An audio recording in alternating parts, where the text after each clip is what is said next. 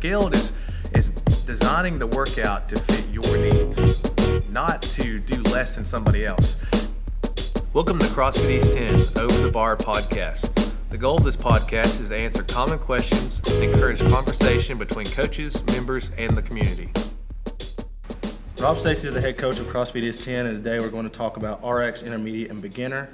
Let's start with RX. What does it mean, and what's the big deal about people RXing or getting RX beside their name? Well, RX, as it began in CrossFit, is written like as prescribed. So if you ever went to a pharmacy or anything, you usually see on the bottle RX. So usually what that means is anything that you're given, it is prescribed to take that and only take that. So it's kind of like with your workouts. Anytime you see a workout and it's written with the weights that are listed next to it or the reps that are listed next to it, it is required or prescribed that you complete that workout as it's written. So anytime that you alter that, that would be what we would call, scaling a workout or changing the workout up. So anytime that you see a workout as prescribed, it usually has to be performed as it's written on the board. And for scale, what is scale and why would people scale a workout? So the big thing is, and this is what I'm loving this topic to talk about, makes me just happy to talk about, is because scaled is not doing less. Everybody views scaled as I'm doing less of a workout. Scaled is designing the workout to fit your needs, not to do less than somebody else. And what that means, your needs might fit different than somebody else. And I was telling you this earlier, that I usually use this story a lot with people. I always view CrossFit, even though it is a sport, but people use it as a fitness regimen. I use it in terms of years and your experience with those years. So anytime, everybody knows the game baseball, right? So you start off with T-ball. A lot of people don't understand that when they start a fitness regimen that's like CrossFit, they're usually at the T-ball level. I have to understand why I'm doing this first. That's one of the biggest things. Why did I choose to do CrossFit? That's a question they have to ask themselves. Second, they have to understand that their skills and their development is going to take years, not months, not days. It's going to take years for them to develop and go up to something. And what I always get hit with this is, well, so-and-so started CrossFit, and their second week they had a muscle up. Well, you have to understand those people also have backgrounds too. All right, they didn't just come off the street, walk in the gym, and get a ring muscle up. I tell everybody the best backgrounds to have is 3 different backgrounds, and I'll put them in order. If you're a weightlifter, and what I mean by weightlifter, you actually did the sport. You actually did clean and jerks and snatches. Not bro lift, like bro lifting is not weightlifting, you know what I'm saying? A gymnast, because they understand, like if you have a gymnastics background, then that means tumbling, everything, because you have the skill of knowing how to move your body through space, right? That's big. And then another one is bodybuilding. Like everybody has this bad rap against bodybuilding, and you see it's coming up now. CrossFit and some other athletes are starting to, tell people like it's not bad. If you're doing curls and you're doing dips and you're doing bench press and you're building strength that is required for CrossFit to do more kipping pull-ups, to do more back squats, to do more cleans, to do all this stuff that you want to do, but people just don't want to put in that prerequisite work. You have to understand there's a process to this, So as far as doing like scaled, when do you know to scale?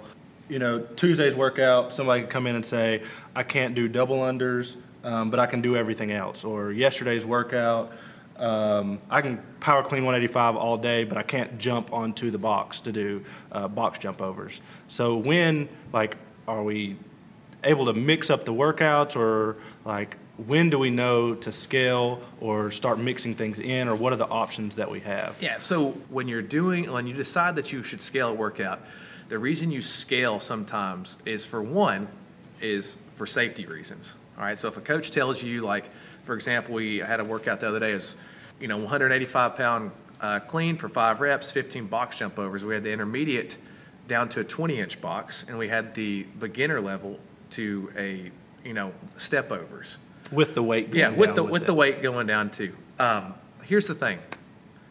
I saw so many people right on the SugarWOD app. We do our stuff through SugarWOD. Did the scaled or intermediate weight and did the RX box jump. Almost ate it on a box jump. I saw like 4 or 5 people really comment. I almost ate it on a box jump. That's when you kind of realize, like, all right, I'm not really being safe about this. There might have been a reason that it was written that way. With the scaled workout, like when you scale a workout, it's usually designed for safety and then also what I call flow. You should have a flow to your workout. What that means is I should be constantly moving at a pace that's a little bit higher than what I like at my comfort level, unless it's prescribed differently, which we have that too. We have flow sessions where it says be sub-maximal of what your actual level is of, output. So that means that those days we want to go a little easier. But if you're looking at a regular Metcon and it's written like in a CrossFit standard, you need to be understanding that you need to be moving in order to reach that intensity. CrossFit, the stimulus that is designed in the So you workout. hear stimulus, you hear intensity, you hear all this stuff. Well, CrossFit is designed off a principle that intensity is what garners the results. There's a reason things are written the way they are on a board. If you walk in every day and you view the board and say, it's not what's going to get me better, you probably are still suffering from failing results. So as far as doing it scaled, I know that we use RX, intermediate, and beginner.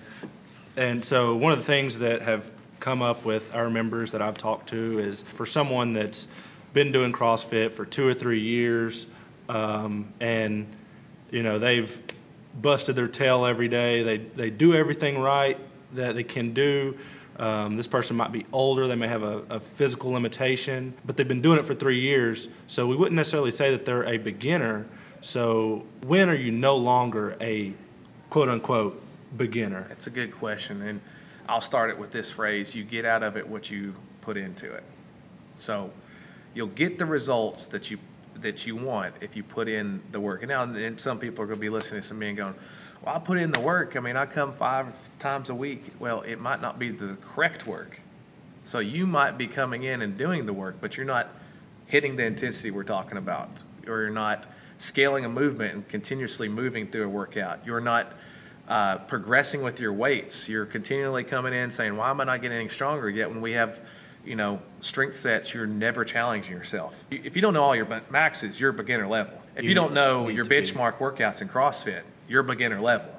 You should be logging scores. Yeah, you should and we'll be talk about that in another episode. You should be logging scores, logging your logging your maxes and PRs, all this stuff. And that includes, like, if I run a mile, I'm writing down the mile time I got that day. If you're not doing all that, you're beginner level, just bar none. Yeah. That's just, there's no questions asked about that. And you could be doing CrossFit for 5 years and not know your back squat max, and you at beginner level, right? So what about, I can't think of anyone offhand right now, but someone that just may have a physical limitation and how they take having to do a beginner, quote unquote, beginner workout to heart. So say you have a workout that is supposed to be around 4 minutes, like a Fran style workout with pistols in it. I know that I can't do pistols that fast. Mm-hmm. So in turn, I would have to do the beginner workout. Now, I wouldn't personally take that to heart. I just know that I can't do the movement. Mm-hmm. But what would you say to someone who just can't do chest to bars, but they can do everything else, but they come in day after day having to do a beginner workout, but they've been here, again, 3 or 4 years, and they take that to heart, having to do a quote unquote beginner workout, instead of looking at it as, okay, I'm just doing a scaled option 2, instead of... You need to realize what you're doing it for. If you're taking it to heart that you are not doing chest to bars and it's your 3rd year, are you really doing it for fitness, or are you doing it for competitive or performance-based stuff? Everybody wants to do better. Yeah. Everybody wants to do better. Like nobody wants to do worse, no matter what it is. Is doing a kipping pull-up compared to a chest to bar mean you're that much less fit than somebody else that's doing it, right? Because, I mean, we could test actual tests of fitness, which is one of the big tests of fitness in the world is a 2K row. I've yet to meet somebody that can't row. You have to scale the row. It's pretty hard. What I'm getting at, there are situations people that cannot, where you can't row out there. People that are paralyzed from the waist down. They're not going to be able to row, but you can sub in ski erg and you can do other things that mimic that, right? But everybody can do a 2K row. I mean, pretty much when you think about it. And so what that means is if I took subject A, all right, and they did their 2K row, and subject B did their 2K row, Subject A can do kipping pull-ups. Subject B has to do jumping pull-ups, but subject B beats subject A in the 2K row. Does that mean that they're less fit because this person has a higher skill? No, it doesn't mean that at all. So people have to start viewing the workout as, why do I do this? If it's to look good, if that is your ambition, aesthetic, and to just live a happier life, your mind needs to be changed. You need to stop worrying about the scaled. You need to stop worrying about if the word says beginner. You need to stop worrying if it says intermediate. You need to stop worrying if it says RX. Yeah. You need to be doing what challenges you. For sure. And if it challenges you, then that's what you need. Like I did a workout when I followed Main Site that was jumping pull-ups. It sucked. Yeah, it's like hard. I did. If you do it the right way. Yeah, 5 rounds of 15 jumping pull-ups. I got done, and my arms and my legs were blown up. Right? Sure. It sucked. But I put into it what I wanted it into it, right? I didn't view it as, it's jumping pull-ups, and this is stupid. I should do chest to bar because my skill is higher. No. Yeah. I did the workout as prescribed, and I went balls to the wall. And you got a good workout. Yeah, and I got a great workout out of it. So the last thing on the scaled for the athlete that feels like they're stuck in a rut doing scaled, and they do have aspirations to get to RX, or they do want to do it for performance, but they're stuck in a rut right now. What steps can they take to get out of scaled? Like, what can they do to break through the limitations that they're at now? Well, this is the same thing you could use for somebody that's wanting to get stronger or wanting to gain a skill. Because I hear this a lot of like, I've been at beginner for so long. Well, it goes back to what I said before. You need to challenge yourself. Okay, there's nothing, and this is me. Okay, so you don't have to use me for example. And I sound probably cocky when I say this.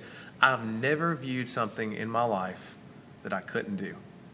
I just never. That's just how I was. It doesn't take a lot of talent in order to put in work. But if you put in work, you can gain some kind of talent. For sure. And there's a skill and talent to hard work. One thing I've learned with CrossFit, sports in general, just training people, is if the person is willing to put in the effort and work, it'll happen. So talking about that scaled, like how can I move out of that rut? Well, you got to put in the work. You got to show up. You can't just walk into class, look at the board and say, today's 3 sets of 5 deadlift and at 70, 75%, and you're going to just stay at 70, 75%. Why not lift heavier? Why not challenge yourself today?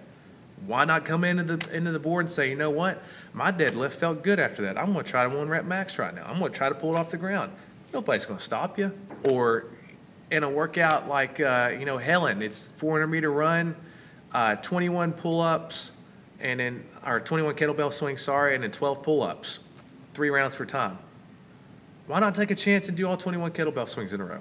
Why not take a chance and do all 12 pull-ups in a row? Why not take a chance? You have to understand that work comes with time. And then one of the best things, I'll pick it up right here, a guy that I respect over in Asheville with Strength Ratio, he shared this today. The way to get to a squat, the squat formula. Okay, everybody wants to get their squat up. And he says 1 is accumulate many years of volume. That's what we just talked about. Many years. Everybody has to understand that. Many years. Not weeks. 1 to 2 Not years. months. 1 to 2, even 3 years is not many years. Yeah. Okay, and that's just goes for any skill or anything that you do. Accumulate many years of volume to refine technique and to add muscle to the quads. That's number 1. 2, add intensity gradually over time and never at the expense of losing your technique that you've worked so hard on. That's perfect. It's saying, technique, just like CrossFit talks about, technique needs to come first. Mechanics needs to come first. Then intensity, not the other way around. You don't hurt. Yeah, exactly. Your fitness career or your fitness is not going to last very long sitting in a PT room wondering why your shoulder's messed up, right? If the hips and knees are experiencing ache and pain, note the load and volume. We just talked about this earlier. What did you say? You said if you want to get better, you got to document your stuff. For sure. You got to journal. Everybody thought I was stupid when I said journal. There's a guy that's a member, Mike Ranson, And he comes in and he puts the work in like he's supposed to. He does everything on the board as it's written. If it says intermediate and he knows that's the level he's at, he does intermediate, bar none. Mike Ranson has passed people that have been doing CrossFit for 4 years to 5 years in less than a year and a half. Yeah. On the open scores, you know what Yeah. I'm saying? Like that's where, if you're viewing where you rank at fitness-wise. But Mike is a perfect example of what we just talked about. Note what you're doing every day. He doesn't just put his score into Sugar Wad. He explains what's going on. So when he does that workout again, he goes back and says, on that day, I felt like crap. Yeah. And it says that I didn't get much sleep that night. Well, today I got a lot of sleep. So this workout, I'm going to do better because I have more sleep. It's a mindset thing, which we'll talk about on another episode. Sure. My favorite part of the end that he talks about here is resist the urge to ditch the long-term commitment for high intensity and high frequency programs. What that means is you have to understand where you're at, and that's the biggest pill for a lot of people to swallow. For example, Brett. We'll use Brett DeBruin. He coaches for me. Brett, when he first started CrossFit, was at like 350 pounds. If you know Brett now, he's one of the fittest guys I've ever met. Just a brute when it comes to things. Very smart, very intelligent, goes about his business, weighs 194 pounds right now. Brett didn't come the first day or the first year or the second year or the third year doing all the RX workouts. Brett came in and took 3 or 4 years of doing strictly what the class said to do before he decided to graduate onto a competitor's program. People want to rush into things. They want to do other. People say that looks sexy. People have to understand that. Like, I want to get to the next levels and get out of this scaled. Well, put in more work. Be more frequent. And putting in more work doesn't mean doing more stuff. Each day. Doing more. Exactly. Throughout the week. Exactly. Like, so come to class 5 times instead of Bingo. That's probably the best thing. Don't come in 2 days and go out on the floor. Don't come in doing. And then come in and do the. Don't come in 7 days out of the. Or, you got 7-day week, and you come in 3 days and you do 2 a days. Yeah, exactly. How about you come in 5 days out of the 7-day week and get a quality workout in, get a quality time in, get quality training in, recover the proper way, and get out of the gym. Yeah. You're spending too much time in the gym. Now, if you're a competitor, you got to understand that's the life. Takes time. All right, that's what you have to understand. Difference between fitness, competitor, scaled to the intermediate, but RX. Like, you have to be patient. You can go wherever you want to go. Like, if you've been 3 or 4 years in and you're still doing beginner level stuff, you shouldn't view it as I've not gotten any better. You should look at your fitness metrics. Has your body fat dropped? Yeah. Has your 2K row? Has your 2K row dropped? Yeah. Can you walk around and not be in pain? Do you feel better? Yeah. Do you feel better? Yeah. That's getting better. Yeah. If you're doing this for a fitness regimen. If you're doing it for a competitor, it's a totally different story, right? All right, so one thing we're going to do with our podcast too is we're going to feature some of our members, and today we've got Johnathan Colson as our featured member. How long have you done CrossFit? I've been doing it a little over 2 years. I started right after I finished playing soccer, I believe. Yep. And so what is your favorite thing about CrossFit? You know, a lot of people have certain workouts and certain other things. What is your favorite thing about CrossFit? I just love the competitiveness of it, whether you're doing just normal class or doing local competitions. I just like competing and measuring myself to other people and measuring the hard work that I've put in versus their hard work. So, I don't know, it's just like an innate thing I have in me to have to compete. Yeah, I'd say it's probably from your sports background. And most people, we were talking earlier about scale and everything, but most people have a sports background, and this is hard for some people to understand, always have that itch to compete. And it's not a bad thing, but that itch also, is something that helps you in life, whether you're wanting to go after a job or anything. Like, some of the best stuff I ever learned through playing sports and having a coach was being competitive just for like getting a job. Yeah. So that's something that's cool. What is something that you value that keeps you going? I think the main thing that keeps me going is just health, longevity. I tell Sarah this all the time. I want to be able to just take care of myself when I'm 80. I don't want to have to be put in a nursing home because I can't walk or go to the bathroom by myself. So that's the main reason. Yeah. All right. And what is something that you really enjoy outside the gym? What is your favorite thing to do outside the gym? I really like music, just everything about it. I play a lot at my church and just kind of mess around at home, just Yeah. all kinds of music. It's a cool thing that you mentioned music, because music is almost the same as like sports or CrossFit. Like the more time and effort you put into it, the more you get out of it. So, all right, a couple things too on our podcast. We're going to make announcements too that pertain to our gym. So if you're listening, this might help you also if you're not a member of our gym. But a couple announcements that we've got coming up is our Sports Saturdays. Greg Glassman talks about, at the top of your pyramid, your sports pyramid, or your CrossFit pyramid, is the word sport. That means getting to know new sports and learn them is a big part of fitness too. So we're going to start doing that on Saturdays, and we've got a member group that you can actually add yourself to that Rachel Owens, one of our coaches, started. And a couple other events that are coming up. We're going to talk a little bit about some competitions coming up. On April 21st, Iron Mountain is holding the Iron Mountain Meltdown, which is a team competition. If you're wanting to look into that, go to their Facebook page and check it out, or come find one of the coaches and we'll talk about it and see if we can't get you a team in there. It's RX scaled, good people down in Abingdon. Abingdon's a close drive, so I'd love to have some teams up in that competition. Another event that's coming up is the Adrenaline Run down at Fit for Life Farm with Gustavo. So much you guys know Gustavo. He's going to put on an adrenaline run. So it's kind of like a mud run or a Spartan race with obstacle courses. And as you can see in the past years of the CrossFit Games, there's been the implementation of obstacle courses. So if you're looking to get out there and increase your fitness, CrossFit's trying to tell you, get outside the gym on some of this stuff. Go check this out. I mean, it's going to be fun. He always seems to put on something that's very enjoyable, and it's a family event. So make sure you check that out. Again, May 19th. That's a Saturday, May 19th. A couple things that we've got that are changing here at East 10. We are going to try to implement some movement videos. So what that means is we're going to have videos that are on YouTube that talk about exercises that are going to enhance you on things. So kind of like the episode we just talked about with Scaled, we're going to talk about movements that can get you out of that rut. If you feel like you've plateaued, we're going to be talking about these movements.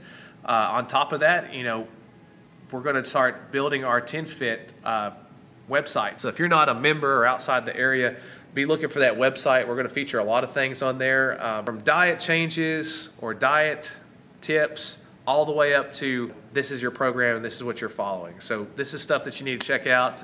It's going to feature our podcast on that website too, where you can click on that, have an easy link. It's going to mirror our CrossFit East 10 website, but again, we're trying to get people to realize that there is a difference between fitness and competition, and we try to value both of those. So I want people to understand that just because you're not doing this as a competitor doesn't mean that we don't care about you, and if you're a competitor doesn't mean that we don't care about you either. So we equally try to boast both sides of that fitness element and try to cater to both people. And again, if you're not a member, just check out our website. We'd love to have you. We usually give a free week to try us out, and we'd love to hear from you.